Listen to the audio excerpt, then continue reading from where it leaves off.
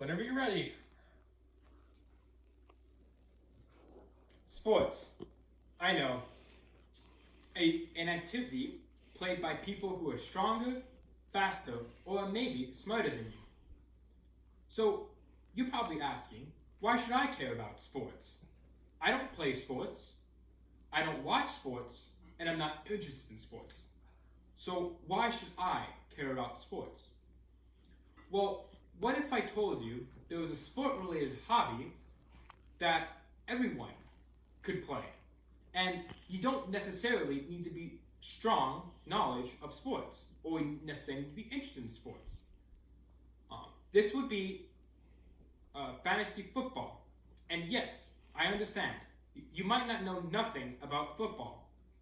Most people don't.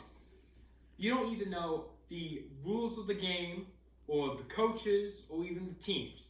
All you need to be good at to be successful at fantasy football is to help crunch the numbers and be good at statistics. Now, within fantasy football, player-led teams compete in a 17-week season.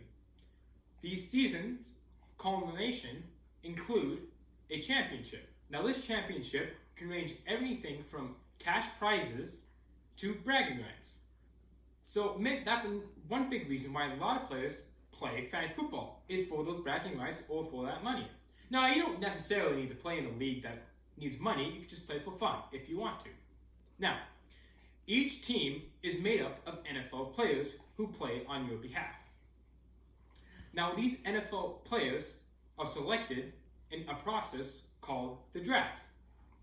This draft goes round by round. Each round, each team will pick at least one player. The number one overall pick will go first. Then the second overall pick will go second, third, etc. Until the last person to pick finishes the selection. Then the last person who picked will go first in the next round. You will continue in this process until you have a complete NFL fantasy football roster filled out. Now, you might be saying, what includes in this roster? Well, in an NFL roster, or in a fantasy football NFL roster, there is one quarterback, 3 wide receivers, 2 running backs, a kicker, and a defense. Now, you don't necessarily need to know exactly how each position works, but all you need to know is how each position produces points in different ways. For example, quarterback throws touchdowns to produce points. A receiver catches touchdowns to receive points. A kicker might kick to receive points. Now, at the beginning of week 1, you will be matched up against another person in your league. You will play at least one person different a week. But depending on your league size, you may play the same person multiple times. But starting week 1, you will be matched up against someone other in the league. Now, the key strategy to fantasy football is creating a team that produces the most amount of points. Now, during each game, players produce these points.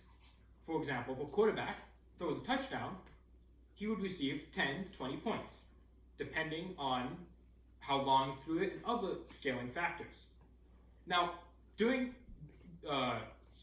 football Sunday, these players would collect these points. These points shall be tallied, and after each player has played in their games, the player with the team with the most points at the end of the week wins.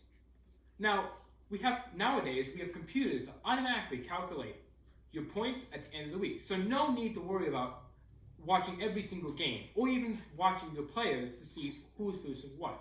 Most of the time it can be automated. So the key important strategy in fantasy football is creating the best lineup. You can do this by possibly scouting, looking for who in the past has produced the most points, or who not currently is a hot commodity. For example, if a player is on a hot streak, you might want to pick them up and add them to your team so it can produce points for your team. the opposite player would try to do the same. So try your best and try to create the best team possible. Now, to decide the championship, during the last 3 weeks of the NFL season, there is a 3-week playoff tournament. These games are single elimination and will decide who wins the championship. If Team A wins the first round, they continue on to the second round. Team B will be eliminated and will go into the loser's bracket and will play for the runner-up prize. Whoever wins the championship may win, like previously stated, money or fame among your party. Now, during the draft, your roster will have additional 4 players who do not play during the NFL week. These are called your bench players.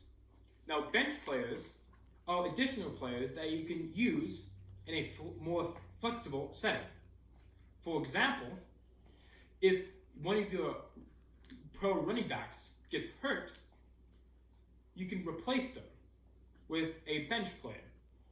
Now, injuries do happen, and they do happen quite a lot in football. So it's good to have a good variety of bench players. Another reason you could use bench players are bye weeks. In the NFL, teams take regular 1-week breaks during the season. And during these 1-week breaks, NFL players do not produce points for your team. So it's a good idea to replace that player with another player who's playing that week to help make up for the lost points. Now, another way you can use your bench players, or just your normal starters in general, are through trades. Now, trades can be an important and powerful tool within fantasy football. If another team in your league owns a player that you desire, and you own a player that the opposite team desires, you could negotiate and trade 2 players so both players get what they want. You could do a multi-player trade where you trade 3 or 4 players, or you could trade up to an entire team if you want. Now, trades do involve negotiations, and not everyone will be willing to trade the best players. Now, that is almost everything you need to know about fantasy football. To get started, as probably stated, fantasy football is a statistics game, and you can succeed by looking at pure numbers and past records. However, fantasy football is a game of prediction. So you might not win every time, or if you're not very good, you can have a good chance of winning. For example, I won my first I played, and I didn't know much about fantasy football. So fantasy football is accessible to everyone, and everyone has very equal opportunity of winning. You don't need strength, you don't need to have good strength, speed, or even very much skill. That's why fantasy football is a hobby that should be participated by everyone. Thank you.